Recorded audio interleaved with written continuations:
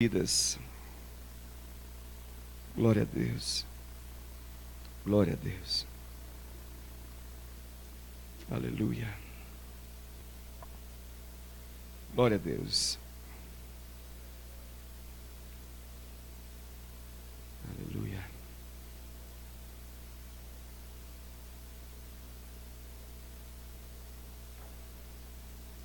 Glória a Deus.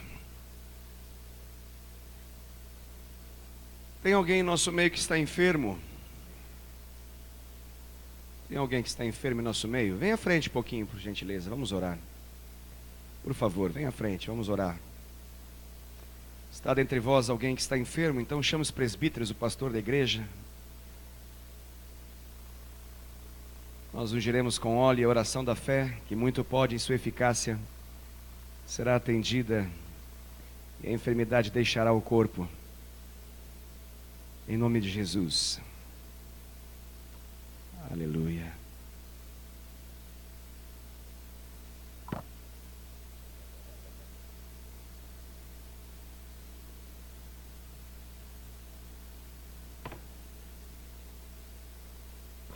Aleluia. Feche seus olhos, você que está aqui na frente. Creia de todo o seu coração que Jesus vai tocar a sua vida nessa hora. Creia que Jesus está aqui para poder arrancar essa enfermidade do seu corpo e fazer você glorificar o Senhor nessa noite. Ele vai dar uma experiência com o seu fogo, com a sua glória, arrancando essa enfermidade do seu corpo físico, para que você possa exaltar o Senhor e reconhecer que Ele é Deus. Feche seus olhos e coloque toda a sua atenção e seu coração diante dEle. Que o Senhor te toque através dessa oração nesse momento, em nome de Jesus. Pai, eu imponho as minhas mãos sobre esses amados e eu declaro, Senhor Deus, cura do Senhor, cura do Senhor, cura do Senhor, cura do Senhor, cura do Senhor. Toque os seus físicos, Pai, toque os seus corpos, Pai, no nome de Jesus. Onde estiver uma doença, onde estiver uma enfermidade, que no nome de Jesus o Teu poder toque agora, Pai, no nome de Jesus. Tudo que estiver irregular na vida desses amados, que volte, Senhor Deus, a ficar regulado agora, em nome de Jesus. Em nome de Jesus, regulariza a pressão, em nome de Jesus. Cheio de aramanaço, Senhor Jesus, toque e arranque toda infecção. Em nome de Jesus, onde estiver alojada essa infecção, que saia agora em nome de Jesus. Toque o Teu poder, Pai. Tu estás aqui, toque, toque, toque. Tua palavra declara, Senhor Deus, se estiver dentre nós alguém doente, chame então o pastor, chame os presbíteros da igreja, e a oração da fé vai salvar o enfermo. Então, Pai, no nome de Jesus, nós impomos nossas mãos essa noite e declaramos em nome de Jesus, cura do Senhor, que o Teu fogo toque agora esses corpos, que esse fogo do Senhor toque essas vidas, que eles sintam o Teu toque poderoso agora em nome de Jesus. Vem, Senhor Deus, vem, Senhor. Vem, Senhor Deus, assim como o Senhor tocou no passado, curou, Senhor Deus, extraordinariamente a vida de tantos. Eu peço, toca mais uma vez, mostra que Tu és Deus, prova que Tu estás vivo, em nome de Jesus. E eu declaro que essa enfermidade deixe esse corpo agora em nome de Jesus. Toca, Senhor Deus, que toda dor, aonde estiver alojada, saia em nome de Jesus, saia em nome de Jesus. Que o Teu poder, a Tua unção toque agora, em nome de Jesus. Que o fogo santo do Senhor, que purifica, que santifica, que cura, possa agora tocar essa vida, em nome de Jesus. Em nome de Jesus. Em nome de Jesus. Toque, Senhor Jesus. Tu és o Deus Todo-Poderoso, o Senhor dos Senhores, o Rei dos Reis, o Rei da Glória. Não há nada como Tu, nem ninguém se compara a Ti. Que pela imposição das minhas mãos, as minhas mãos não têm poder em si, mas o Teu poder está sobre ela nesse momento. Eu peço em nome de Jesus, toca agora. E onde estiver alojado a enfermidade, que ela deixe esse corpo agora, para a glória do nome de Jesus, para o testemunho do Senhor nessa noite, em nome de Jesus, em nome de Jesus, em nome de Jesus. Que toda dor, Pai, cesse agora, em nome de Jesus. Que toda enfermidade deixe esse corpo agora, em nome de Jesus. Pai, nós confiamos na Tua palavra, que declara que o Senhor levou na cruz todas as nossas enfermidades. O castigo que nos traz a paz está sobre o Senhor. E pelas suas feridas, suas pisaduras, nós somos completamente curados, sarados. Nós nos apropriamos da promessa do Senhor. Nós nos apropriamos da verdade do Senhor. Em nome de Jesus, toca, toca, toca, em nome de Jesus. Mostra o teu poder. Que a tua unção toque essas vidas. E que o teu nome seja glorificado aqui nessa noite, em nome de Jesus. Em nome de Jesus, vem, Senhor. Vem, Senhor. Vem, Senhor. Toque. Apenas um toque do Senhor é capaz de mudar radicalmente a nossa vida. Um toque do Senhor foi capaz de mudar a história de uma mulher hemorrágica. Um toque nas tuas vestes fez com que aquela mulher tivesse seu sangue estancado na hora. Um toque, um toque, um toque. Eu peço, Pai, no nome de Jesus, toca, Senhor. Toca, Senhor, toca em nome de Jesus. Toca com teu poder. Toca com teu poder. Que toda enfermidade deixe agora esse corpo. Em nome de Jesus. Eu dou uma ordem sobre essa enfermidade, que ela seja retirada agora, que ela saia em nome de Jesus, que ela saia em nome de Jesus. Damos um comando, Pai, no mundo do Espírito, Senhor Deus, que tem validade sobre o mundo físico, no nome de Jesus, que essa enfermidade deixe esse corpo agora, agora, para a glória do Senhor. Toca, Jesus, toca, Senhor, toca, Senhor. Jesus, Tu és Jeová Rafa, o Deus que cura, o Deus que cura. Mostra mais uma vez que o Senhor é aquele que cura. Mostra mais uma vez que Tu és aquele que cura. Cura o Teu povo, Senhor Deus. Esse povo é Teu, não é meu. Esse povo não pertence a outro senão a Ti. É Teu. Tens direito legal, tens direito pela Sua aliança firmada através do Teu sangue, Jesus. Tens direito de mudar a realidade dessas vidas. Portanto, mude a realidade. Que essas enfermidades caiam por terra agora em nome de Jesus. Que os remédios, Senhor Deus, cessem, porque a enfermidade deixou esses corpos e a saúde do Senhor tomou conta dessas vidas. Em nome de Jesus, toca com teu poder. Toca com teu poder. Arranca, extirpa, retira, anula. Em nome de Jesus, toda a força dessas enfermidades. Agora, Senhor. Agora, toque com o fogo do Senhor. Jesus, Tu és aquele que cura. Vem com teu fogo. Vem com teu fogo. Vem com teu fogo. Vem com teu fogo. Isso. Toca, Senhor Deus. Prova que Tu és Deus. Prova que Tu és Deus. Mostra que Tu és Deus. Mostra o Teu poder. Aqui, nessa noite, nesse lugar. Em nome de Jesus. Nós clamamos, mostra o Teu poder, mostra o Teu poder, mostra o Teu poder. Arranca agora, Senhor Deus, todas as dores que esses corpos estão sentindo. Que eles possam, Senhor Deus, agora fazer aquilo que eles não conseguiam fazer antes. Que no nome de Jesus eles possam ser tocados pelo Senhor de modo extraordinário. Que uma cura instantânea do Senhor se manifeste. Agora, em nome de Jesus. Agora, em nome de Jesus. Pai, toca a vida da Suzy também no hospital agora, Pai. E retira, Senhor Deus, essa infecção, Senhor Deus, que ela tem, Senhor Deus, no seu útero, que suma agora em nome de Jesus. Como Tua igreja, Senhor Deus, nós nos apropriamos das armas que não são carnais, não são desse mundo, mas são poderosas em Deus, e que são capazes de destruir toda a obra das trevas, que é capaz de destruir todas as fortalezas do maligno, que é capaz de destruir todas as mentiras de Satanás, todo o sofisma. Portanto, que caia por terra agora em nome de Jesus, tudo aquilo que não é Teu nessas vidas, que elas sejam curadas agora em nome de Jesus, curadas em nome de Jesus. Se você crê, querido, diga amém. E tome posse dessa cura em nome de Jesus.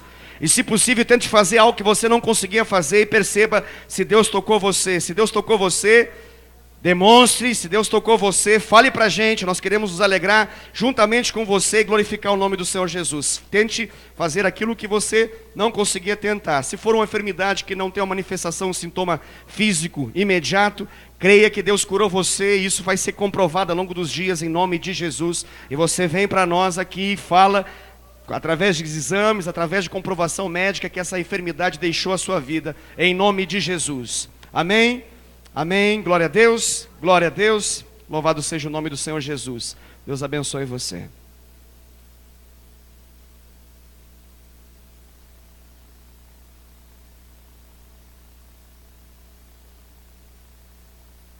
Aleluia. Glória a Deus. Nós temos um aviso e nós já vamos entrar na mensagem, eu quero convidar os casais da igreja. Onde estão os casais da igreja? Glória a Deus, estão ficando cada vez mais alegres, isso é bom, é um bom sinal. Creio que no dia 10 de junho vai ser uma explosão de glória. Nós queremos convidar você, querido casal, para que você possa estar aqui conosco no dia 10 de junho. Dia 10 de junho, às 19h30, nós teremos esse lugar completamente mudado, para que nós possamos ter um jantar de casais, um jantar aqui romântico, com um tema muito interessante. Nesse ano nós teremos a noite nordestina para casais. E o tema que vai ser ministrado nessa noite será do Oiapoque ao Chuí, convivendo com as diferenças. Quem vai ministrar a palavra será um preciosíssimo casal, que são os nossos discipuladores amados, que cuidam tão bem da nossa vida, e que se nós estamos vivendo alguma coisa da parte do Senhor, eu tenho certeza que é por influência, com certeza, daquilo que eles têm feito em nossa vida, orando tanto, buscando a Deus, jejuando pelas nossas vidas, se consagrando para que nós possamos cada vez mais discernir a vontade de Deus para nós. E eu tenho certeza que vai ser um tempo muito bom com o pastor Daniel e a pastora Ingrid, esse casal precioso, que eles virão lá de Cosmópolis para poder estar aqui conosco às 19h30 do dia 10 de junho, ok? Então, casal, já se prepare, por favor, fale com o Rogério ou então com a Cristina, pegue o seu convite, restam apenas alguns convites, já vários deles já foram vendidos, apenas 5 convites, só 5 convites, os demais todos já foram vendidos. Então, se você ainda não adquiriu, corra, seja rápido, ao valor de R$90. Esse valor, ele é em função justamente de tudo que vai ser oferecido aqui. Vai ser um tempo muito, muito bom. A janta, para você ter uma noção, ela é toda em função da temática, aí no nosso tema principal nordestino. Então vai ter uma entrada com um bobó de camarão, nós teremos um prato principal que vai ser escondidinho de carne seca, e nós teremos sobremesa que é cuscuz à moda nordestina. Isso para aqueles que conseguem comer tudo isso. Se você não conseguir comer tudo isso, a gente arranja alguma outra alternativa para você, talvez um arroz e feijão possa satisfazer. Mas eu acho que você vai querer experimentar, vai dar água na boca com certeza, e você não vai perder essa oportunidade. Vai ser um tempo muito bom, de ministração, muita palavra da parte de Deus, rema da parte de Deus para você como casal, para sua família. Teremos algumas atividades muito interessantes, que quem esteve aqui no ano passado já percebeu como que nós temos essa noite. É uma noite romântica mesmo, é uma noite onde você vai desfrutar desse tempo com o seu cônjuge, com a sua amada ou com o seu amado, amém? Então, é exclusivo para casais casados. Pastor, por que casais casados? Porque depois de tudo isso, querido, depois de tudo que a gente vai viver aqui, não tem outra coisa a fazer depois, senão aquilo que Deus liberou para os casados fazerem, amém? E como não tem bênção para aqueles que não são casados fazerem isso, então nós só queremos aqui nesse lugar os casados, amém? Para que eles possam ter uma noite no terceiro céu, em nome de Jesus. Vai ser uma bênção, revelações inefáveis que nós não podemos nem comentar. Glória a Deus, aleluia. Papai do céu é bom demais. Vocês perceberam que o Gessé está em nosso meio? O Gessé está por aí, mãe? Cadê o Gessé? Saiu? Foi dar uma voltinha? Ah, tá aí, ó. Levanta para cima aí, Dai, para o povo dar uma olhada.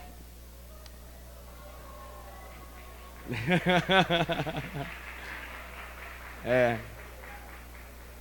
Vocês perceberam que é a cara do pai, né? Do pai do céu, né? Papai do céu deu um Ctrl+C lá no céu e botou Ctrl+V aqui na terra. Esse é o lindão, tá ficando gordinho, igual o pai.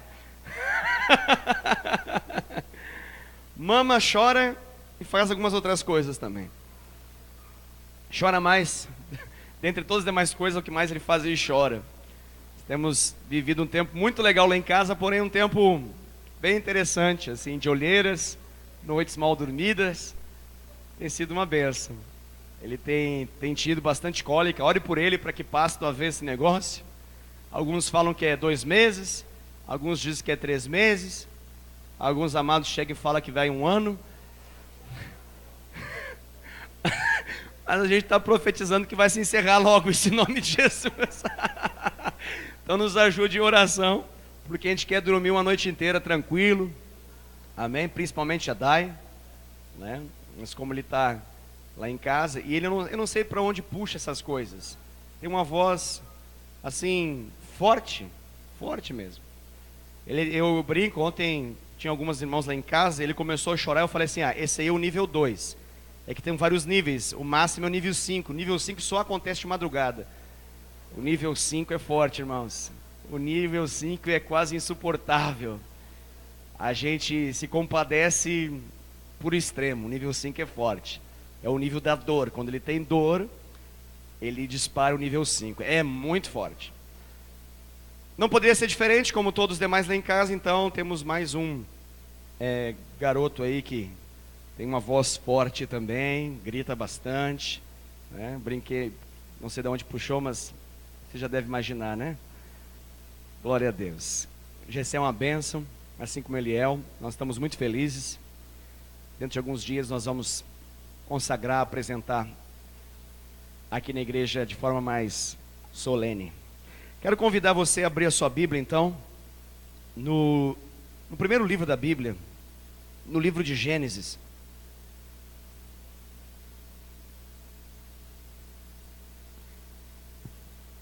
Quero repartir uma palavra que mexeu com o meu coração, e eu acredito que mexerá com o seu coração também, que enquanto eu lia, Deus me fez ver algo. Tem uma realidade, infelizmente, muito presente em nossos dias.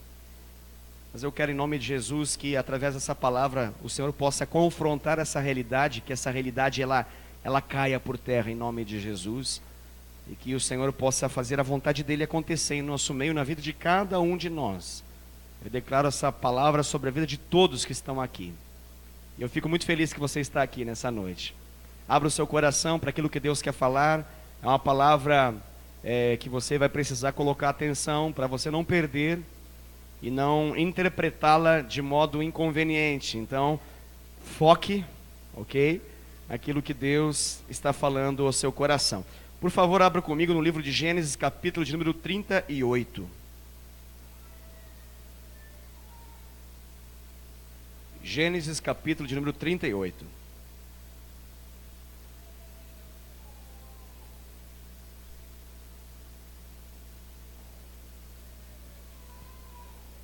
A partir do primeiro verso, até o verso de número 10. Gênesis capítulo de número 38, leremos do verso de número 1 até o verso de número 10. Glória a Deus. Louvado seja o nome do Senhor Jesus. Conseguiram achar, queridos? Amém? Diz assim a palavra de Deus, preste bastante atenção naquilo que Deus está falando. Aconteceu por esse tempo que Judá se apartou de seus irmãos e se hospedou na casa de um adulamita chamado Hira. Ali viu Judá a filha de um cananeu chamado Sua. Ele a tomou por mulher e a possuiu. E ela concebeu e deu à luz um filho. E o pai lhe chamou Tornou a conceber e deu à luz um filho. A este deu a mãe o nome de Onã.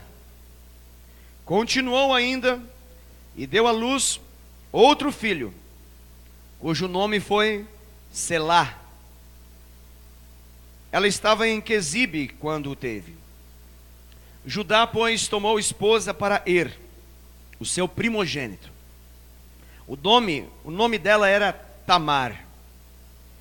Porém, o primogênito de Judá, era perverso perante o Senhor, pelo que o Senhor o fez morrer. Então, disse Judá a Onã: possui a mulher de teu irmão, cumpre o levirato e suscita descendência a teu irmão. Sabia, porém, Onã que o filho não seria tido por seu, e todas as vezes que possuía a mulher de seu irmão, deixava o sêmen cair na terra, para não dar descendência a seu irmão. Isso, porém, que fazia era mal perante o Senhor, pelo que também a este fez morrer. Até aqui. Abra comigo também, por gentileza, no mesmo livro, no capítulo 30.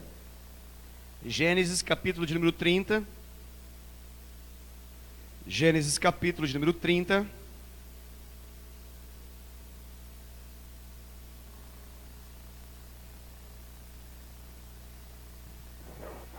Esse é meu filho.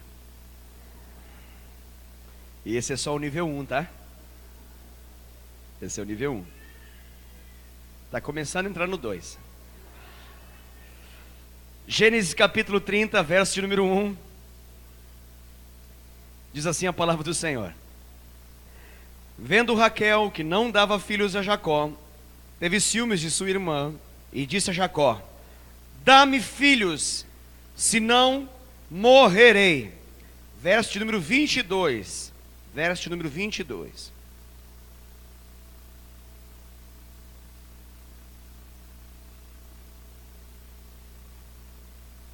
Verso número 22 diz assim a palavra de Deus: Lembrou-se Deus de Raquel, ouviu-a e a fez fecunda. Ela concebeu, deu à luz a um filho e disse: Deus me tirou o meu vexame. Até aqui. Glória a Deus por isso. Feche seus olhos por um instante ainda. Vamos falar com o nosso Deus. Peça para que Ele possa falar algo profundo ao seu coração, algo que tenha capacidade de mudar algo aí dentro. Que Ele fale de modo a romper com barreiras que existem no seu coração e que talvez você nem saiba, mas que impedem você de frutificar, que te impedem de ser fecundo espiritualmente. Então ore ao Senhor pela sua própria vida nesse instante, em nome de Jesus. Pai, eu clamo sobre a vida de cada um dos meus amados irmãos e irmãs aqui, e assim também pela minha própria vida. Nós nos apresentamos a Ti nessa hora, estamos diante da Tua palavra, Pai. E a Tua palavra, Senhor Deus, é lâmpada para os nossos pés, luz para o nosso caminho. A Tua palavra ela é viva e eficaz. Ela é mais penetrante e cortante, Senhor Deus, como uma espada de 2 gumes. Ela é capaz de fazer separação entre corpo, alma e espírito. Ela é capaz, Senhor Deus, de fazer, Senhor Deus, distinção e separação entre juntas e medulas. A Tua palavra pode ir aonde nenhuma outra coisa pode chegar, mas a Tua palavra chega, Pai.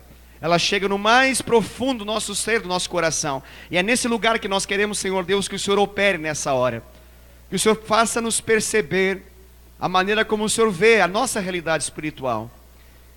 E nós clamamos, Pai, torna-nos frutíferos para Ti, em nome de Jesus. Amém, amém, amém. Glória a Deus.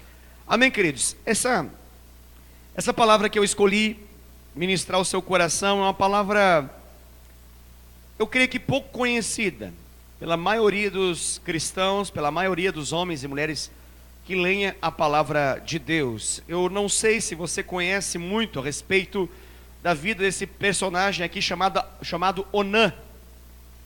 Alguém conhece? Já tinha ouvido falar a respeito da história de Onã? Uma pessoa, 2. Algumas pessoas já ouviram a respeito desse personagem chamado Onã. É uma história interessante essa. E ela está dentro de um contexto que nós não temos mais, não existe nos nossos dias esse contexto, mas ela se explica dentro de uma lei, de uma realidade social muito comum no contexto do povo de Israel, que era a lei do levirato, ou cunhalato, também chamado assim, que era o quê? A lei do levirato, basicamente, ela está expressa na lei, mas nesse momento histórico aqui ainda não existia a lei de Moisés, ainda não existia a lei mosaica, mas esse princípio já operava. Esse princípio do levirato, ele já existia e era comumente vivenciado quando morria o primogênito, sem que ele tivesse gerado filhos. Então, se você for querer conhecer um pouquinho mais dessa lei que está expressa na palavra de Deus, lá no Antigo Testamento, que tem validade para os tempos de outrora, não mais para os tempos atuais. Ela está em Deuteronômio capítulo 25, do versículo 5 até o versículo 10. Deuteronômio 25, do 5 ao 10, lá fala a respeito da lei do levirato. E basicamente eu explico para você, sem que a gente precise ler essa passagem, é o seguinte, diz assim essa lei: morrendo o primogênito, morrendo esse filho, homem, e ele tendo casado, mas morrendo antes de gerar filhos, então essa lei dizia que o pai dava um comando, uma direção para o filho subsequente. Então o segundo filho, mesmo casado, ele agora assumia funções do levirato com a sua cunhada, que era viúva. Com qual finalidade? Com a finalidade de gerar descendente. E aquele primeiro filho, mesmo que fisicamente, biologicamente fosse ele quem gerou, o contexto social declarava que sobre aquele filho valeria tudo aquilo que valia sobre a vida do primogênito. Deu para entender ou muito difícil a explicação? Deu para entender? Então, primeiro filho, primogênito, morre. O segundo filho, mesmo casado, e esse primeiro aqui que morreu era casado com alguém, fica uma mulher viúva, e ele não teve filhos, não deixou descendentes, não tem herança, não desfrutou da sua herança, e se não tem filhos, não tem como ter sucessão na herança. Existia uma bênção para o primogênito, e ela não vai ser vivenciada porque esse homem morreu. Então, pela lógica, essa bênção, essa herança viria sobre o filho desse primogênito, mas ele não gerou, então agora entraria o irmão. E na lei do levirato, que não tem mais validade hoje, ok? Graças a Deus, né? Alguns estão pensando, meu Deus do céu, né? Então, graças a Deus, isso não existe mais. Fique tranquilo, fique em paz, tá bom? Fique em paz. Então, o irmão, ele mesmo casado, ele agora assumia um papel social, a fim de dormir com a sua cunhada, agora viúva, com a finalidade de, isso é importante você entender, com qual finalidade? Qual que era a finalidade desse ato sexual, desse momento que eles tinham? A finalidade era gerar filho. Para quê? Para fazer descendência para o irmão, ou seja, a lógica do levirato declarava que esse filho, mesmo que fisicamente era dele, mas a validade era, ele era filho do irmão. Ele tinha agora sobrenome daquele irmão que morreu. Ele era herdeiro de tudo aquilo que era herança do irmão falecido. Deu para entender a lei do levirato, sim? Muito bem. Que bom que você conseguiu compreender. Porque esse tema aqui nos é muito importante para essa noite. E eu quero ministrar ao seu coração uma palavra da parte de Deus. E eu quero chamar essa palavra de escravos do prazer. Escravos do prazer. Ok? Para aqueles que estão em banda larga, das mais rápidas, já entenderam o final da mensagem agora. Mas, como eu quero que todos nós possamos juntos nos apropriar dessa revelação, então eu peço paciência a você que já entendeu tudo da parte de Deus, apenas com o título da mensagem, e você já sabe o final desse livro. Quero a sua paciência para você suportar todos os demais que vão entender o recado de Deus e a palavra de Deus para essa noite. Amém? Muito bem, veja só, então você que compreendeu a lei do levirato, você compreende o seu papel social, você sabe que existia, uma bênção em função da primogenitura, existia uma herança de primogenitura, isso tinha uma validade muito significativa no contexto bíblico. Existem casos na Bíblia como a relação daqueles gêmeos de Esaú e Jacó, que existia uma briga em função da primogenitura. Você sabe que isso não era apenas uma bênção física, monetária, material, mas existia um legado espiritual que era perpassado, era repassado, era transferido para a vida dos filhos, especificamente para o filho primeiro, o primogênito filho. Mas nesse caso específico aqui, diz a Bíblia então, que Judá teve filhos, e o primeiro desses filhos que ele teve se chamou Er. E Er, o primogênito, diz a Bíblia que ele, a Bíblia não entra em detalhes do que ele faz, como ele se comporta, quais são as suas escolhas, mas algo grave o suficiente ele fez, porque a Bíblia fala que ele foi mau perante o Senhor. A Bíblia fala que Deus se desagradou dele ao extremo. As suas atitudes eram perversas.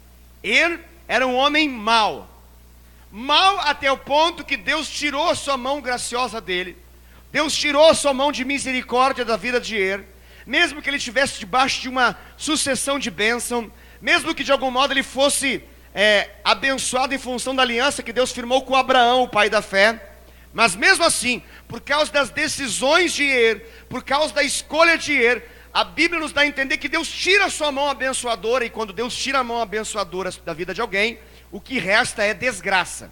Então, eu não sei o que acontece na vida de Er, o que o levou a ser tão desagradável diante de Deus, mas uma coisa eu sei, em algum momento a Bíblia fala que Deus retira a sua mão, e Deus permite ele morrer. Ele morre.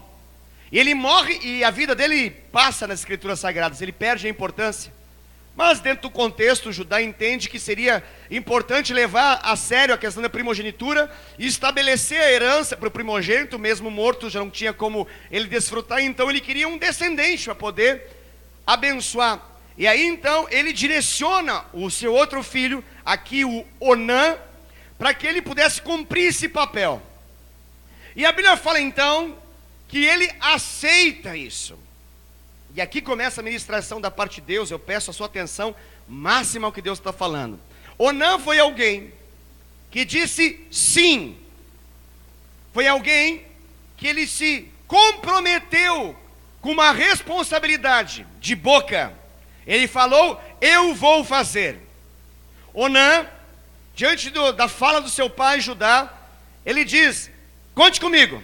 Então agora, naturalmente, eu quero que você empreste a sua mente nesse momento para que eu possa falar algumas coisas. Não quero me deter muito, tem pessoas aqui solteiras, não quero entrar muito nesses detalhes, mas eu sei que você vai entender, e mesmo os solteiros também vão entender. Eu não quero exagerar nos comentários para que ninguém fique se sentindo mal com essa minha explicação. Mas Onã agora, em algum momento, ele sai da relação com a sua esposa, e ele agora vai procurar Tamar. E Tamar vai aceitar o desafio de dormir com o cunhado, que agora vai ser o cumpridor da promessa que ele fez, com a finalidade de gerar, com a finalidade de dar fruto, com a finalidade de fecundar, de gerar, de dar herança, de manifestar um legado. Isso é o que Onã deveria fazer. Então, como qualquer ato sexual, existe necessidade de estímulo, e de algum modo acontece, eles se estimulam. Eles estão agora em meio aos prazeres, porque você não consegue fazer isso sem prazer algum. Você não consegue fazer isso, esse ato, sem que exista desejo, sem que se desperte uma paixão imediata. A Bíblia nos mostra que esse Onã, ele vai até o fim desse processo. Só que tem um detalhe, ele não finaliza e não cumpre com a sua responsabilidade e a sua promessa. Mas quando ele vai finalizar o ato, diz a Bíblia que ele agora, e aí surge uma palavra técnica que talvez você nunca ouviu, talvez alguns aqui já tenham ouvido, que é a palavra onanismo. E se você procurar no dicionário a palavra onanismo, vão ter possivelmente mais de duas explicações, mas as duas mais conhecidas, uma é ligada ao que ele fez, e outra é uma interpretação equivocada do que aparentemente ele fez. Vamos às explicações para você entender. Se você procurar agora, por exemplo, no seu Google, enquanto eu falo, a palavra onanismo, você vai ver lá o número 1, e está escrito basicamente o seguinte, coito interrompido. Ato sexual interrompido. Essa é uma explicação. A segunda vai dizer que é masturbação. Errado. Esse é o nome e a interpretação em função desse fato. Aí já é uma interpretação em função do que parece que o Onã fez, mas não fez. Temos aqui algumas explicações, ó. Aqui o negócio é high-tech. Então colocado lá, onanismo, está lá, interrupção do coito antes da ejaculação. Ou seja, antes da inseminação natural, do sêmen adentrar ao corpo da mulher, ele interrompe esse fato, ele interrompe o ato sexual. A segunda ali diz autoestimulação, automasturbação manual masculina, quiromania e assim por diante, ou seja, e outras explicações se dá. Então, o nome técnico para isso é onanismo. O que o onanismo tem a ver com a nossa mensagem? O que tem a ver conosco? E o que isso tem a ver com escravos do prazer? Tem a ver que essa realidade ali, eu consigo compreender como um mal da nossa geração. Um dos males da nossa geração de cristãos é que nós temos uma geração inteira que quer prazer, mas não quer fruto. Nós temos uma geração grande de cristãos, não inteira, perdão, mas uma geração grande de cristãos que quer o máximo prazer da relação, mas não querem manifestar algo sólido, concreto, duradouro, permanente e eterno para Deus. São homens e mulheres cristãos que estão dispostos a levantar a mão e com a sua boca dizer: ok, eu aceito. Mas passado algum momento, eles, ao invés de manifestar o que Deus quer, eles buscam uma outra alternativa para aquilo que Deus quer, que lhes parece melhor e que lhes impede de se comprometer. Porque filho é compromisso. Filho é compromisso. Algumas pessoas falam: não quero ter filho, porque na verdade sabem que filho não é apenas algo bonito, lindo, maravilhoso, mas envolve um compromisso. Onã, ele não queria dar filho para o seu irmão. Pastor, qual que era o problema do Onã? Ele era um masturbador, ele era um onanista, ele sofria de onanismo, segundo a interpretação da língua portuguesa? Não, o Onã, ele era egoísta. O Onã, ele pensava em si. O Onã, ele era ganancioso. Ele queria o pote inteiro para ele. O Onã, ele não queria dividir nada. Ele queria o seu prazer. A lógica de interromper o coito, interromper a relação sexual, e ao invés de finalizar a relação sexual com a Tamar, ele lança em terra, porque ele queria que a semente não vingasse. Sêmen é semente. Então, a semente não trouxesse uma colheita, porque aquela colheita não seria sua. E o seu interesse era colher para si. Ele não amava o irmão, ele não honrava o seu pai, ele desonra Tamar e faz com que a Tamar pudesse muito facilmente ser conhecida na cultura local como uma mulher infértil, sendo que não era ela o problema. Ele comete 3 males num erro único: a sua arrogância, a sua soberba, o seu egoísmo e a sua ganância faz ele errar com o pai, faz ele errar com o irmão e faz ele errar com Tamar. Você conseguiu entender, sim ou não? Eu não estou entendendo onde você quer chegar. Acho que você está entendendo, sim. Eu vou chegar lá.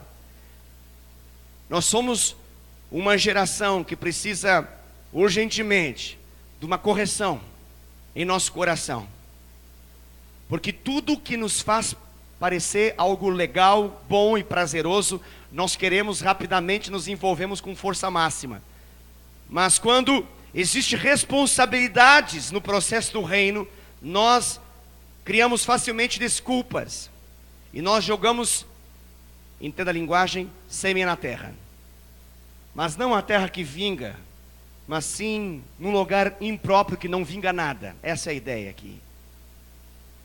O mal da nossa geração é que nós conhecemos Bíblia, mas nós não temos a disposição de obedecer tudo aquilo que sabemos. Nós, em algum momento da nossa trajetória, nós falamos para o Senhor: sim, Senhor, eu me comprometo. Mas na hora do vamos ver, na hora do bem bom, na hora de vai acontecer, a gente joga para o lado. Pastor, o que isso tem a ver?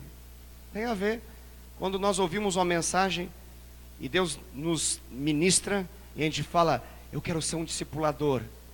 Aí Deus traz uma pessoa e na hora do vamos ver, a gente fala: não estou preparado para ser pai. Não estou preparado para ser mãe. A gente, um dia numa mensagem, a gente ouve e fala assim, quão bom seria abrir a minha casa para que minha casa fosse uma igreja, para que minha casa fosse um lugar da glória de Deus, para que o ambiente onde eu moro com a minha família pudesse ser um lugar onde Deus pudesse manifestar salvação, libertação, cura, restauração, mudança de realidade, de famílias, de histórias. Que bom, eu quero. Aí chega um momento que Deus vai te conduzindo para esse processo, e você vai indo, e parece que agora vai, e de repente, irmãos, não vai dar. Não deu, moiou. Você consegue entender o que eu estou falando, sim ou não? Essa é uma geração que, se ela quisesse levar a sério o que ela ouve, uma geração de cristãos, Jesus voltava no final do próximo mês. Nós somos uma geração que nós poderíamos abreviar a volta de Cristo pela obediência numa palavra que ainda falta se cumprir diante de todos que já se cumpriram, de que todos precisam ter a oportunidade de ouvir falar de Jesus. Todas as nações, todos os povos, todas as etnias. Mas nós somos uma geração de cristãos que tem mais interesse em descobrir princípios de prosperidade do que princípios de obediência.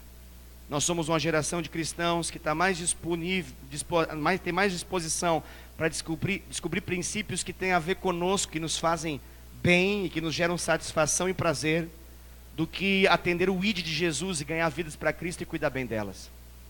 Nós somos uma geração que tem a capacidade de falar de evangelismo sem evangelizar, de falar de oração sem orar, de falar de jejum sem jejuar, de falar de Deus sem se relacionar com Ele. Nós conseguimos isso.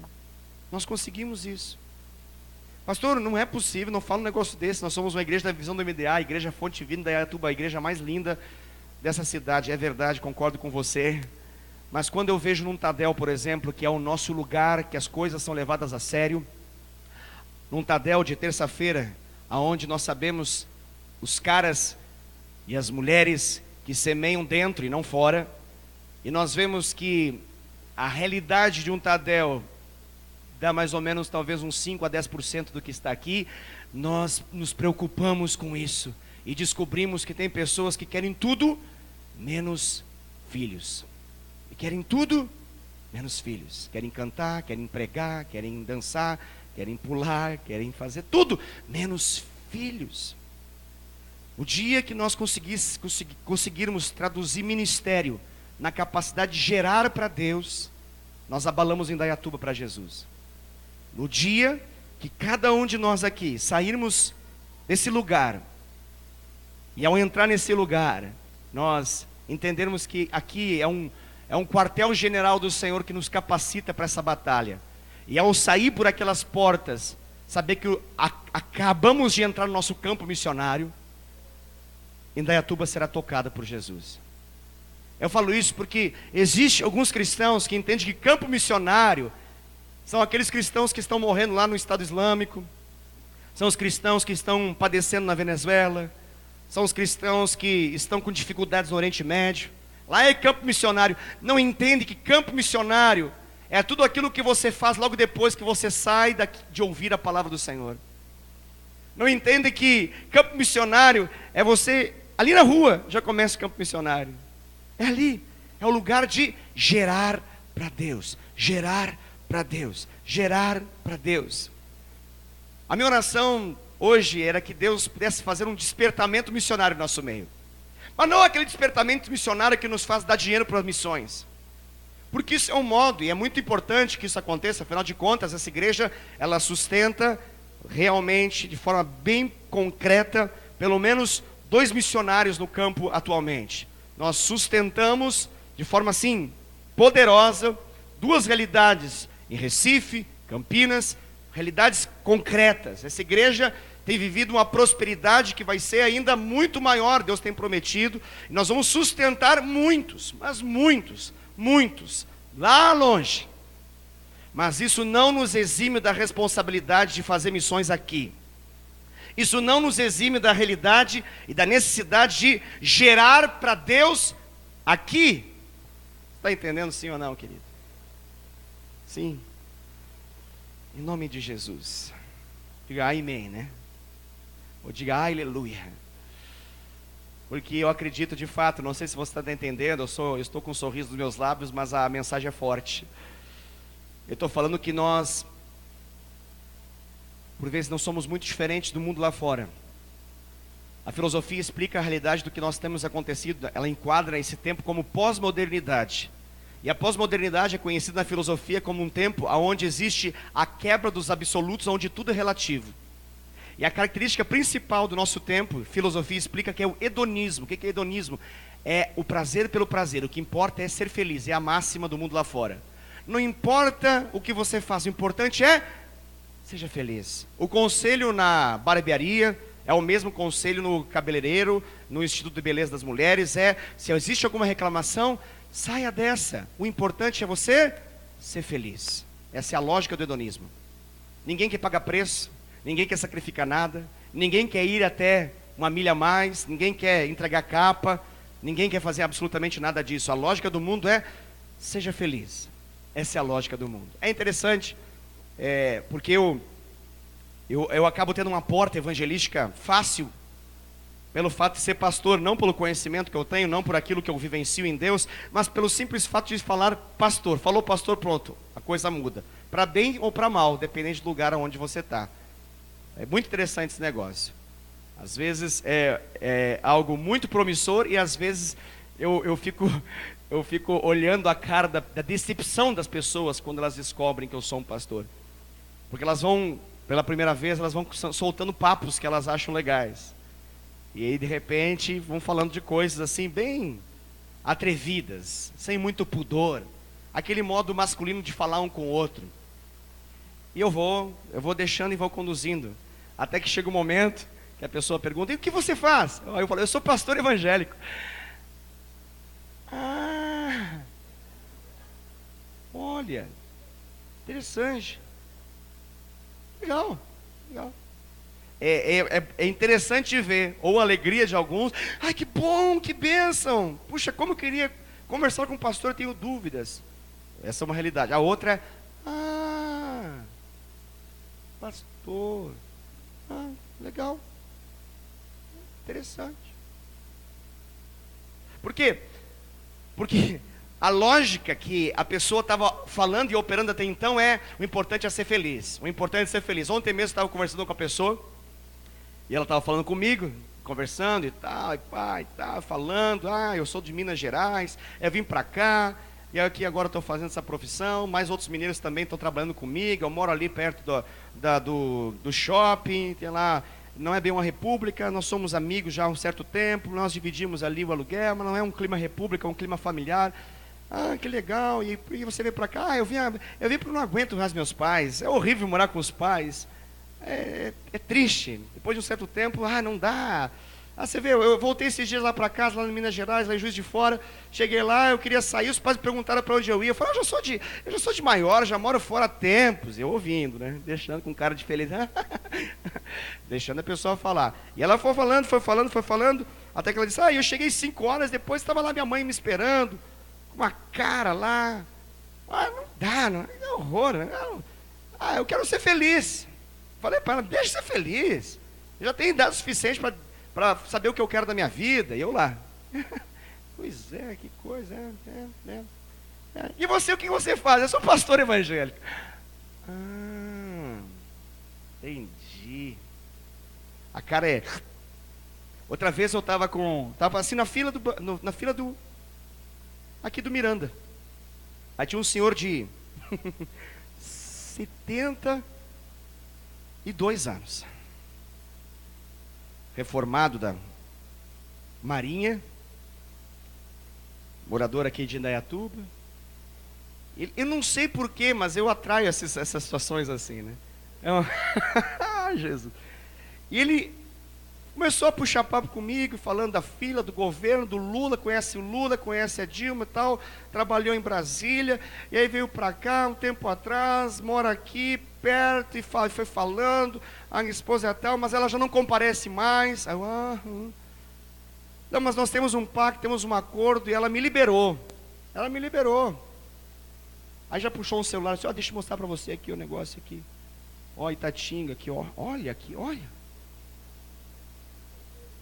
E ele foi, e eu fui dando trela. Aí desceu conversando normal, falando. E você já foi? Eu falei, não, eu sou casado. Ah, não, respeito você e tal. Eu fui falando, eu tenho uma esposa, tenho filhos. Não pratico dessa maneira, não. Ah, não, mas é na sua idade também, eu sempre fui fiel. Eu tenho um pai, não, sou fiel. Não sou infiel. É que tem um acordo. Ele foi falando. Aí chegou lá embaixo, ele virou. E você, o que você faz? Eu sou pastor evangélico.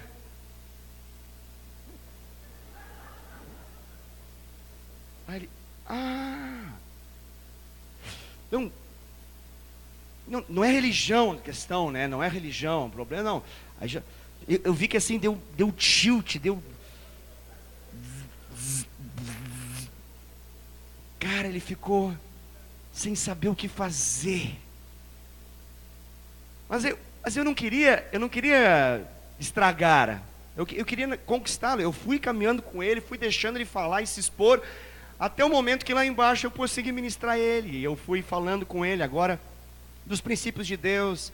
Não fui especificamente, Jesus só vai salvar, você precisa receitar, senão vai para o inferno e tal. Mas eu fui trabalhando os princípios para poder chegar ao coração dele. Durou umas 3 horas, eu fui ali só comprar um negócio de Miranda, daí falou, mas que tanto tempo que você demorou? Eu estava conversando com um homem lá. O que você conversou com o senhor, meu amor? Nem te conto.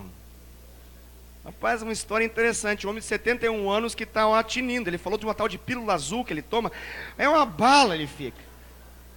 Aprendi um monte de coisa, amor, a respeito de muitas histórias aí, da vida de uma pessoa idosa e como que funciona a situação da vida dele. Ah, é? E por que você deixou? Eu falei, porque eu queria conversar com esse cara. Eu não sei qual era a outra oportunidade que ele daria para alguém, porque se alguém falasse pastor antes, ele já espanava, mas ele estava agora ali, sem querer. Ele estava diante de um pastor. Aí eu falei, aquela igreja lá, fachada verde, ali na frente do CRA. Ah, que legal, eu vou lá sim. Eu vou. Nossa, que legal. Eu não sou praticante, mas eu sou de uma religião aí católica e tal. É legal. Puxa, tão novo você, pastor. E como é que foi a sua história? Ah, daí veio o testemunho na minha vida. Aí eu falei do meu testemunho. Ah, que legal. Mas, por que eu falei tudo isso?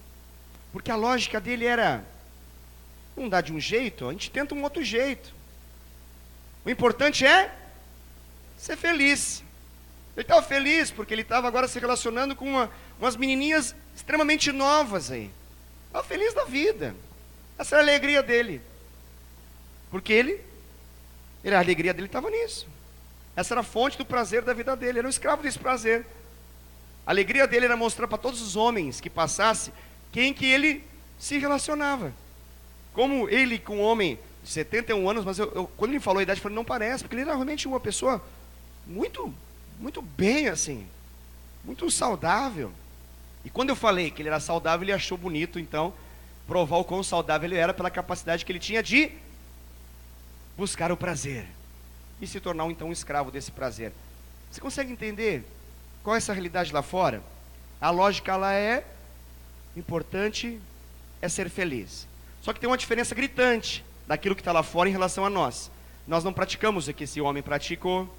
Nós não praticamos o que esse rapaz pratica em relação à sua família, porque nós temos princípios que nos impedem de praticar isso.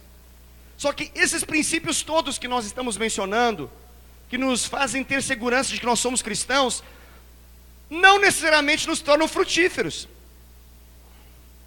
Não é porque nós temos um código de ética da palavra do Senhor, que instantaneamente nós temos a capacidade de gerar para Deus. Nós podemos ser bons filhos, nós podemos ser bom marido, nós podemos ser um bom cristão na igreja, fazendo tudo aquilo que as pessoas esperam, mas mesmo assim, não gerar para Deus. E qual que é a lógica? Eu falei que existe uma relação entre aquilo que é a lógica do mundo e que por vezes é a lógica também dentro da igreja, que é a lógica do prazer. Já não é mais o prazer no adultério, não é mais o prazer nas drogas, não é mais prazer em Itatinga, não é mais prazer em qualquer dessas outras coisas, mas agora qual que é o prazer? É o prazer de ter um bom culto, é o prazer de ouvir uma boa mensagem, é o prazer de ouvir uma boa música cristã, ou de cantar uma boa música cristã. Mas isso não substitui a nossa responsabilidade. É importante que alguém em algum momento nos diga isso. É importante que a gente possa ouvir o Senhor falar ao nosso coração que o que Ele quer é filhos. Por isso que eu li aquela outra passagem de Raquel. Raquel tinha um desespero no coração dela. Ela falou: dá-me filhos, senão eu morro. E o maridão tentou bancar o cara. Não, mas eu estou aqui, para que isso? Resolva isso com Deus. Mas ela tinha um santo desespero no coração dela. E o desespero que ela tinha é gerar. Ela não se contentava só em estar na casa. Ela não se contentava em apenas ter relação. Ela queria filhos. Por que eu falo isso? Porque nós podemos ser uma geração que se contenta em estar na casa e se contenta em ter relação, sem gerar filhos.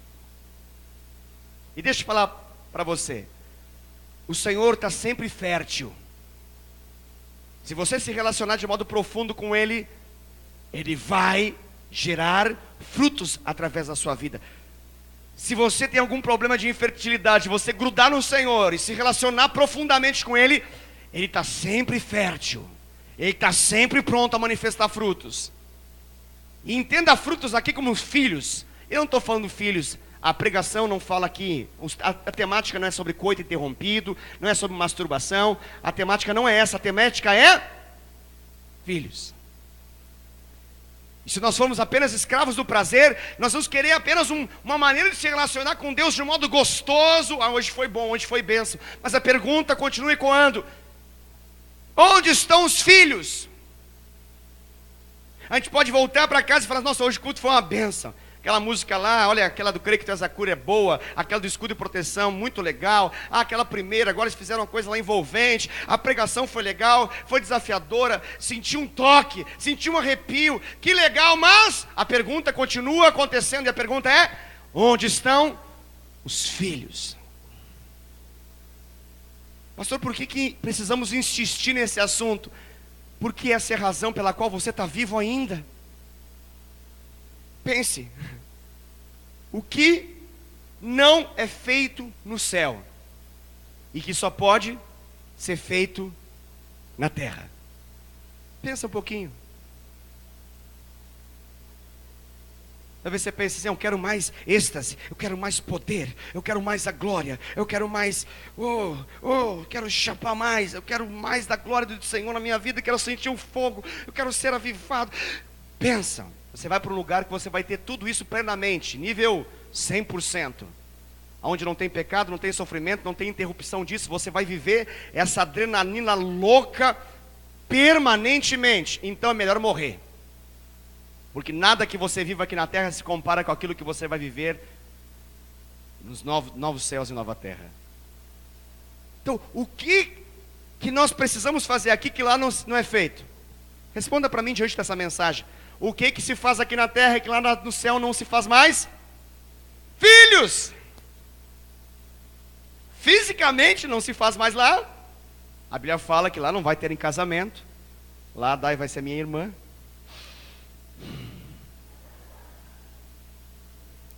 Lá o Gessé vai ser o meu irmão.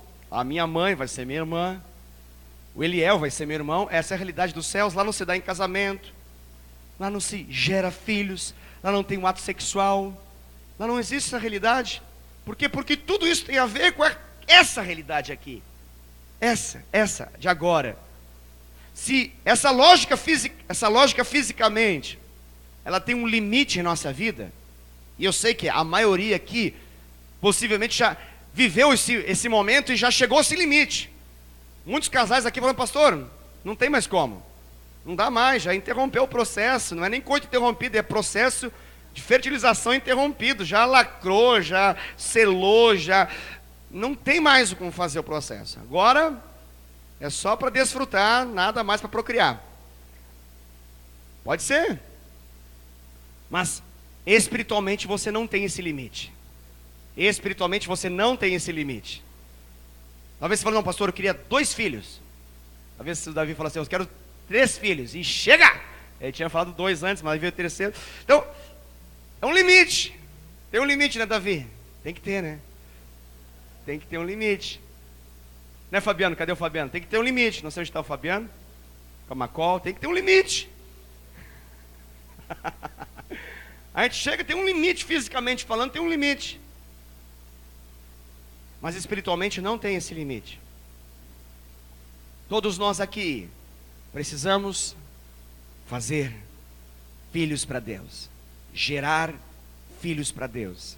Você consegue entender? Que seja quebrado esse onanismo na sua vida. A interpretação que se gerou errada, que não era esse o foco. Algumas falam, pessoas, não, o problema ali é a base bíblica contra a masturbação. Não, tem outras bases bíblicas contra a masturbação, que não necessariamente é essa, porque essa aqui não está falando claramente de masturbação. Essa aqui está falando claramente de coito interrompido. E o problema não é interromper coito, como a igreja católica entende. Isso aqui é a base para contracepção. É proibida contracepção com base na história de Onã. Está errado também.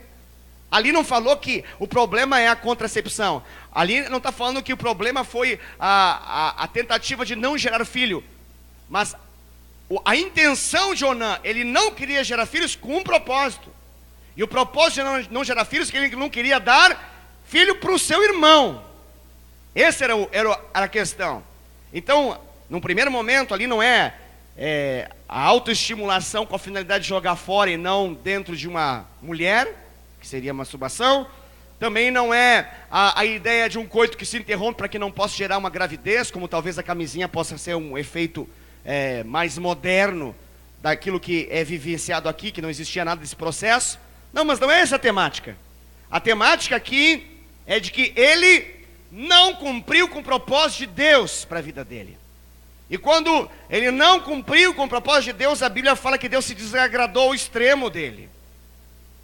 Veja bem, será que Deus mataria uma pessoa porque ela se masturba? O que você acha, irmãos? Só um comentário, só para você pensar, refletir. Muitos mortos já estariam aqui. Será que Deus mataria uma pessoa porque ela interrompe o coito? O que vocês acham, irmãos? Não é só para pensar, não precisa responder não. Tem gente que está interrompendo o coito aí toda hora. Seja de forma similar ao Onã, seja de forma mais tecnicamente aceitável, mas é uma interrupção de coito, ou seja, o sêmen não alcança aonde precisa alcançar. Será que esse é o problema? Claro que não é o problema. O problema aqui é que nós temos um homem que se usa de Tamar, ele se utiliza dela, gera prazer, vivencia prazer, mas não gera fruto. Isso é trágico, querido. Isso é trágico. Você está comigo ainda, sim ou não? Eu quero que você possa repensar toda a sua história diante do Senhor. E todo o prazer que você teve em Deus, eu quero perguntar, cadê o fruto desse prazer que você teve em Deus? Você precisa responder isso. Se você se entende pior diante do Senhor hoje daquilo que você viveu ontem, significa que os frutos não foram gerados. Você teve prazeres talvez similar a que o homem da minha história que eu mencionei tem. Porque ele não vai lá no Itatinga para gerar um fruto. Ele não vai para gerar um fruto. Ele vai para ter prazer.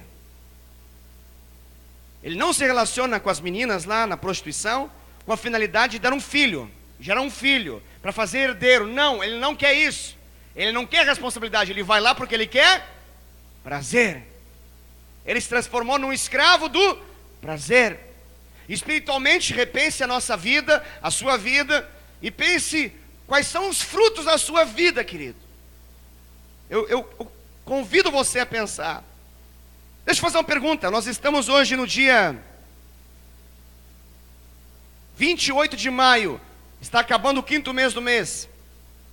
5º mês. 5 meses já estão. Está terminando o 5º mês. Quantos filhos você gerou para Deus esse ano?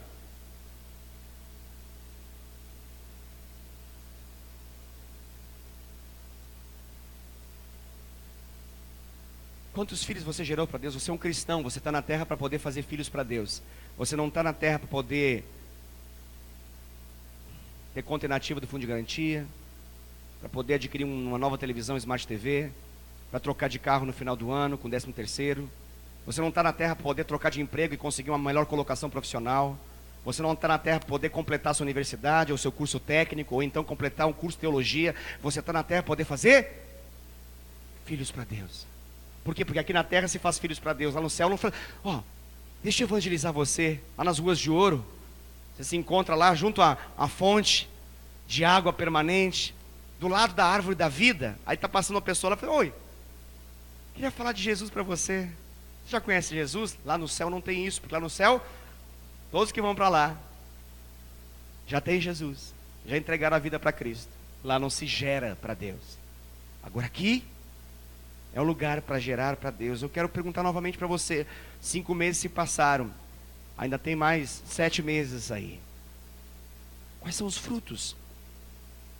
Pastor, mas eu estou melhor. Que bom que você está melhor, mas deixa eu fazer uma pergunta mais específica. Quantas pessoas foram impactadas a eternidade delas por aquilo que você falou com elas? Eu não estou falando de dar um conselho cristão para uma pessoa que já é cristã. Eu estou falando de trazer esperança para uma pessoa que está desesperançada, que não tem rumo, e o rumo que tem na verdade é o inferno. E talvez eu nem saiba disso. Quantas pessoas, querido? Quantas pessoas? Nós temos orado aqui incessantemente para ganhar em Indaiatuba. E ganhar em Indaiatuba não se ganha em Indaiatuba gritando na madrugada. Não se ganha em Indaiatuba colocando uma placa nos limites da cidade dizendo assim: Indaiatuba de Jesus. Não se ganha em Indaiatuba assim. Havia uma época que se entendia profeticamente que o importante era isso. Algumas pessoas iam nas pontas das cidades, nos limites, e faziam atos proféticos declarando que aquele lugar pertencia a Jesus. Tem validade isso? Eu acredito que tem algum nível de validade espiritual para abrir a pregação do Evangelho. Eu acredito sim. Mas se não pregar, não ganha. Se não gerar, filho não vem. Não tem como. Você consegue entender? Eu quero estimular a sua célula. Eu quero estimular você a você ser um crente, um cristão comprometido com o compromisso que Raquel tinha. Raquel tinha um clamor no seu coração: dá-me filhos, senão eu morro. Ela entendia que o propósito da vida era filhos. Ela não teria outra razão pela qual viver senão filhos. No caso dela especificamente, ela era infértil e ela precisava de um milagre no seu ventre. Deus operou um milagre no ventre dela, ela teve filhos. Mas o contexto espiritual que nos traz aqui não é os filhos de Raquel, mas sim os filhos espirituais. Raquel, ela tem um clamor, e esse clamor precisa estar no nosso coração também. Nós não podemos mais conviver com os nossos colegas de trabalho como se nós não soubéssemos o que somos e o que eles são e quem Deus é. Nós não podemos mais conviver com as pessoas que estão próximas de nós e longe de Deus do mesmo modo. Nós precisamos rever o nosso nível de cristianismo, se nosso coração não se compadece mais do perdido, se a gente não tem mais cheiro de pessoas que não conhecem Jesus, porque a gente agora só aprendeu a se relacionar com cristão, a gente nem sabe mais falar com ninguém. Temos que rever essa realidade. Se a gente não consegue mais se importar com aquilo que Deus se importa, e amar aquilo que Deus ama ao ponto de entregar seu Filho Jesus na cruz, alguma coisa está muito errada. Alguma coisa está muito errada. Muito errada. Às vezes, a igreja de Jesus, ela é como, sabe o Titanic, né? Já deve ter ouvido essa história do Titanic, né? Aquela grande embarcação que foi declarada que não cairia, nem Deus abateria aquela embarcação. Mas ela foi a pique, ela acabou. Todos morreram. Ou melhor, uma grande parte morreu.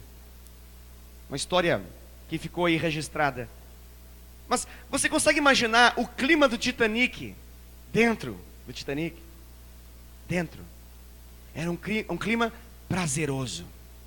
As pessoas estavam lá regadas a vinho, a vodka, estavam lá inebriadas em meio àquela festa, estavam envolvidas em função da emoção de estar num transatlântico. Elas tinham uma sensação de tudo é possível. Elas se entregavam a todos os prazeres e elas não percebiam a iminente destruição. Não percebiam. Elas viviam de um modo como se nunca fossem morrer. Eu fico imaginando assim, uma cena. Imagine comigo uma cena. Talvez possa até ter acontecido. Não sei muito dessa história para poder dizer se aconteceu ou não.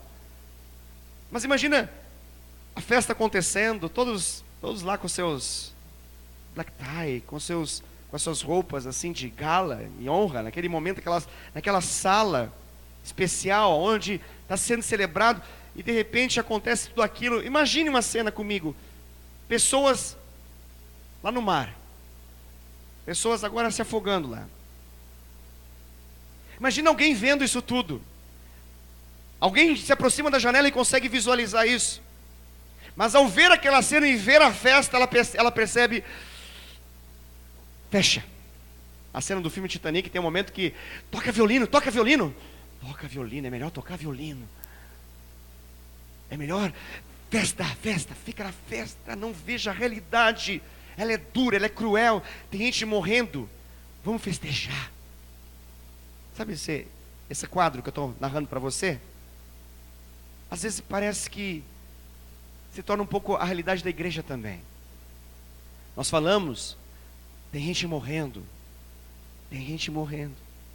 Nós dizemos aqui, uma pregação como essa, tem gente morrendo, indo para o inferno, tem gente se afogando no mar de perdição, tem gente se afogando nesse exato momento, e nós estamos aqui.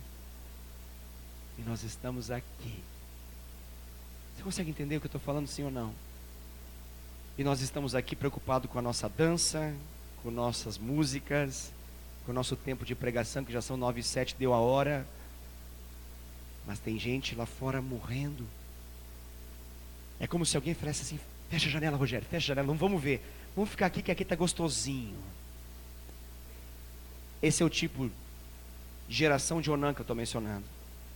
Uma geração que prefere o prazer do que a responsabilidade. Uma geração que se entretém com as coisas de Deus agora, não mais com as coisas do mundo lá fora. Não entra vodka, não entra essas coisas que eu falei do Titanic, agora é a igreja. E elas se transformam agora num grande barco de prazeres. Enquanto existe um lamaçal de pecado lá fora, dominando vidas, e desgraçando essas histórias eternamente. E nós ficamos assim envolvidos nesse barco de prazeres. Tão lindo, tão bonito. Mas eu quero, em meio à beleza que tem aqui, eu não estou dizendo que nós precisamos desfazer dela e conseguir quebrando a beleza desse lugar. Eu só quero dizer uma coisa, nós precisamos entender que nós precisamos ser um bote salva-vidas. Na medida que nós olharmos pela janela e começar a perceber que tem gente morrendo, é a hora que nós colocamos nossos botes salva-vidas, jogamos e nos lançamos ao mar. Nós precisamos resgatar esse povo. Nós precisamos resgatar essas vidas que estão sendo tragadas pelo pecado e pelo inferno. Você consegue entender? Isso não é uma realidade de brinquedo não, querido. Eu não sei o quanto você fica longe de hospitais, mas se você for mais para perto dos hospitais, você vai ver que todo dia morre muita gente em Indaiatuba. Eu não sei o quanto você convive com a realidade do contexto de Indaiatuba, mas morre muita gente. Muita gente. Ontem eu fui cortar cabelo num lugar, conversei com o cabeleireiro falou para mim, ei, você ficou sabendo do menino que morreu? Eu falei, o menino que se jogou do... era meu cliente. Nossa, seu cliente, que idade tinha? 12 anos, 13, uma coisa assim. Ele vinha aqui todo mês. Era seu cliente? Na verdade eu não sabia o que aconteceu com ele, mas um dia veio uma mulher aqui chorando sem parar, eu fiquei confuso com aquilo que estava acontecendo. Eu perguntei para a cabeleireira e para manicure e pedicure que estava atendendo ela, o que aconteceu? Ela falou assim, é a mãe do menino que morreu. Aqui, o prédio próximo aí do Alana, Célia. Assim, isso é real. Uma baleia azul levou. Está entendendo? Pessoas morrem assim todo dia. Todo dia. O Rafael veio aqui na frente há pouco e mencionou a respeito do sogro. Esse homem ia morrer e nesse exato momento estaria no inferno. Deus deu a graça de que ele não morresse sem ter a salvação. Instantes finais. Momentos finais. Muitos acompanharam a história do Rosival. Aqui está a Gigi, está a Aline, está o Alan, Davi, Priscila. Pela graça de Deus, Deus deu a oportunidade de poder ganhar o Rosival para o Senhor Jesus. E na ministração que eu fiz lá no enterro dele, 6 pessoas entregaram a vida para Cristo. Esses são os limites. É quando a gente olha para a janela e percebe que tem gente morrendo. Nós não podemos ficar indiferente a isso. Nós não podemos nos contentar simplesmente colocar nossas roupas bonitas e vir para o culto feliz e voltar alegre. Sendo que nós temos uma responsabilidade, ganhar essa geração, querido. Eu quero convidar você, deixar Deus falar algo no seu coração nessa noite. Deixa Deus quebrantar o seu coração. Não deixe seu coração ficar endurecido. Onã era tão duro, ele se impediu de manifestar uma bênção. Ele se impediu. Ele cravou para si mesmo: comigo, não, eu não vou dar frutos. Será que por alguma eventualidade você não declarou alguma coisa assim? Talvez você falou nos bastidores da vida assim, ó: eu gosto dessa igreja Fonte Vida, pregação legal, cultos legais, mas eu não vou ser discipulador não. Vai para lá, esse negócio aí de cuidar de vidas, não, dá muito trabalho. Onã, acorda, Onã. Onã, por favor, acorde, Onã. Você está vivo com essa finalidade, meu querido. Eu repito, Deus não te mantém vivo para que você possa casar porque você é solteiro. Deus não te mantém vivo para que você possa ter um filho para você que é casado, para você conseguir um melhor trabalho. Deus te mantém vivo porque Ele quer filhos. Você está comigo ainda? Deus está falando aqui, querido. Você veio para esse lugar poder ouvir a voz de Deus e Deus está confrontando nosso coração. Essa igreja tem uma responsabilidade em Deus. Há uma responsabilidade profética de Deus aqui nesse lugar. Essa igreja aqui, ela é um grande útero. Precisa ser.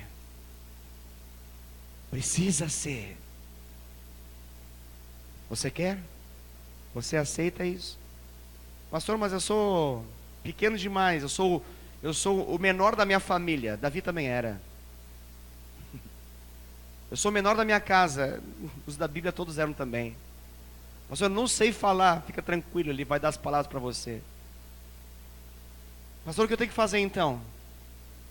Entender que você é a bola da vez de Deus. Entender que Deus decidiu te usar. Entender que Deus quer fazer você pai de multidões, gerador de histórias, gerador de filhos espirituais. Pastor, mas eu já toco aqui, não tem problema, você pode tocar e ter filhos. Pastor, mas eu já lidero uma célula, não está bom, você pode liderar uma célula e ter filhos. Eu já discipulo um, pastor, precisa mais, tenha mais filhos. Quando é que eu tenho que parar de ter filhos? Quando você bater as botas. Aí então parou de ter filhos. Aí no seu enterro eu vou pregar lá, e mais filhos através do seu testemunho virão à existência. Porque você vai ser uma semente que vai cair na terra, vai morrer lá embaixo e vai frutificar muitos filhos da sua morte, da sua própria morte. Como foi assim na vida do Rosival. Está entendendo?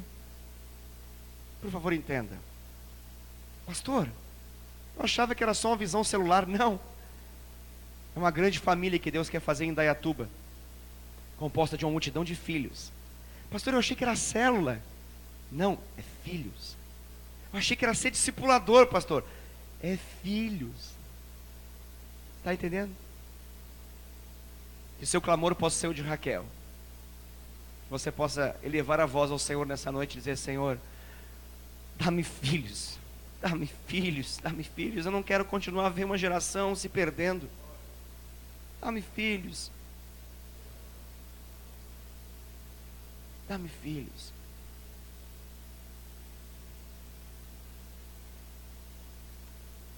Fique de pé, querido.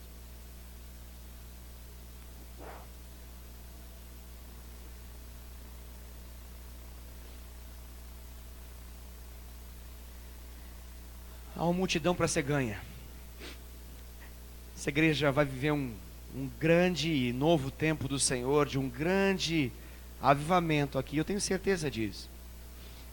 Mas esse avivamento só vai acontecer numa condição, a condição de nós termos a disposição de gerar filhos para Deus. Essa igreja vai ser mais próspera do que ela já é. Essa igreja aqui vai ser uma igreja missionária que vai sustentar muitos e muitos ministérios. Eu creio isso de todo o meu coração. Nós estamos nos preparando para um novo tempo. Estamos montando uma estrutura para poder ter 2, 3 cultos aqui no domingo. Você vai ver. Se você crer, você verá a glória de Deus se manifestar nesse lugar. Mas não ache que quem faz isso sou eu. Pelo amor do santo Deus, não tenha essa impressão errada. Somos nós, filhos. Não ache que é o seu líder de célula que tem que fazer filhos. Não ache que é o seu discipulador que tem que fazer filhos. Você que está me ouvindo, aonde a minha voz chega, é você. Deus quer fazer você um gerador de filhos para Ele. Feche seus olhos por um instante, querido.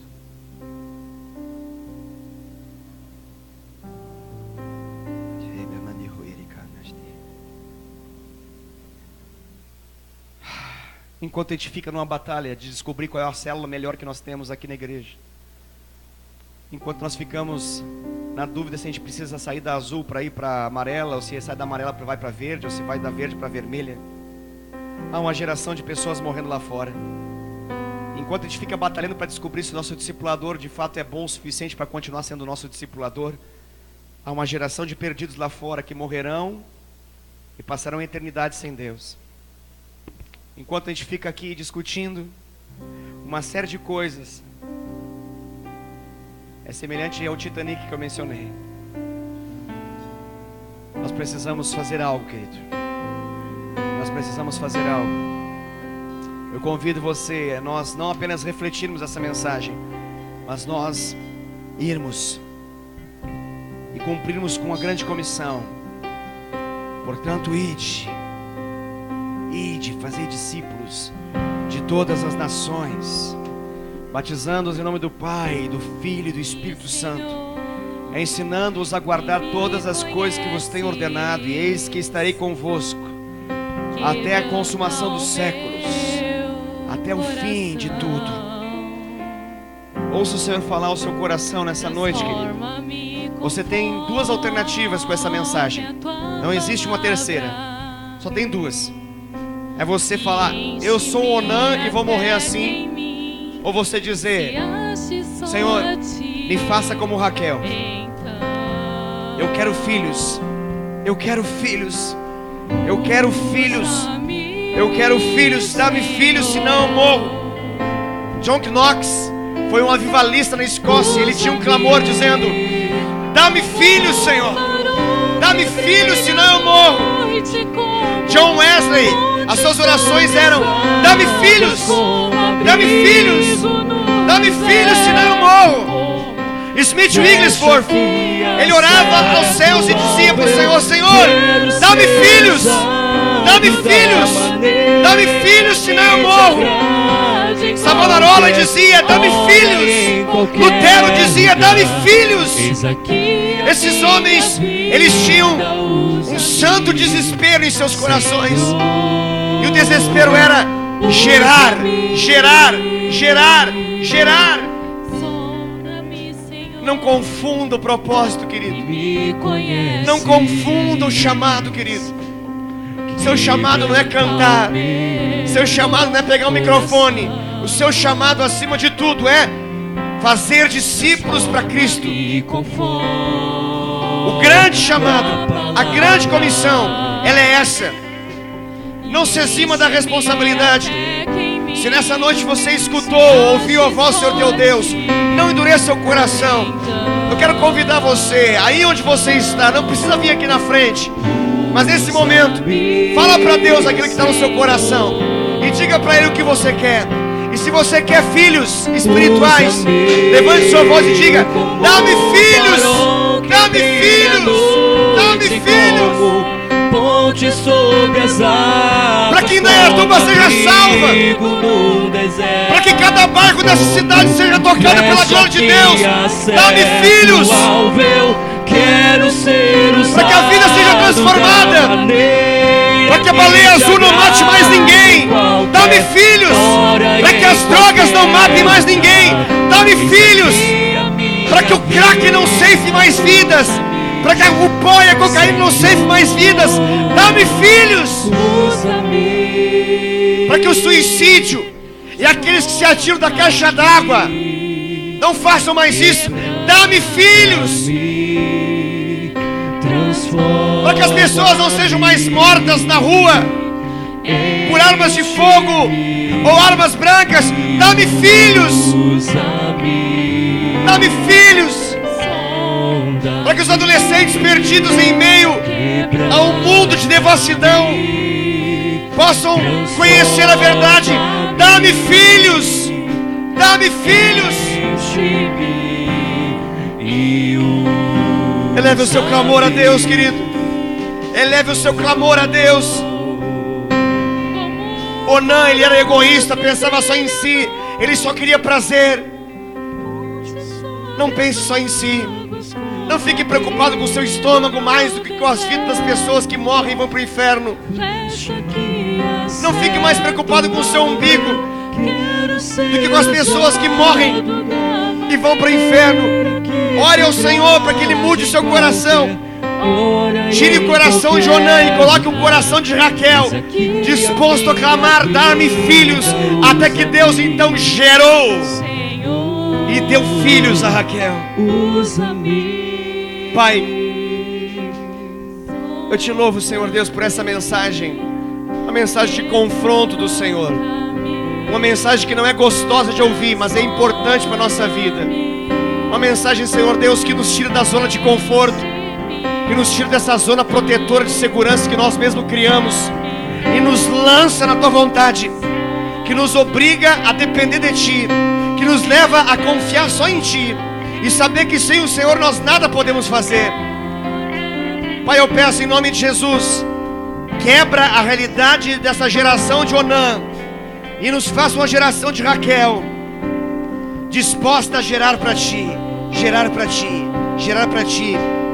Que nós não chegamos até o final desse ano e venhamos a ser surpreendidos com a pergunta: quantas pessoas você já ganhou para Jesus? E nós chegarmos à constatação que nós não ganhamos ninguém. Nos dá a oportunidade nesses próximos meses desse ano de fazer valer a pena, de fazer valer a pena a obra do Senhor em nossa vida, e que nós possamos ganhar pessoas, ganhar o perdido, em nome de Jesus, em nome de Jesus, em nome de Jesus. Pai, eu abençoo a vida de cada amado e amada que está aqui. Que tenham todos uma ótima semana, Pai, debaixo da Tua paz, da Tua graça e da Tua poderosa comunhão com o Teu Espírito Santo. Em nome de Jesus, amém. Deus abençoe você, querido. Vá na paz do Senhor. Forte abraço, ótima semana para você.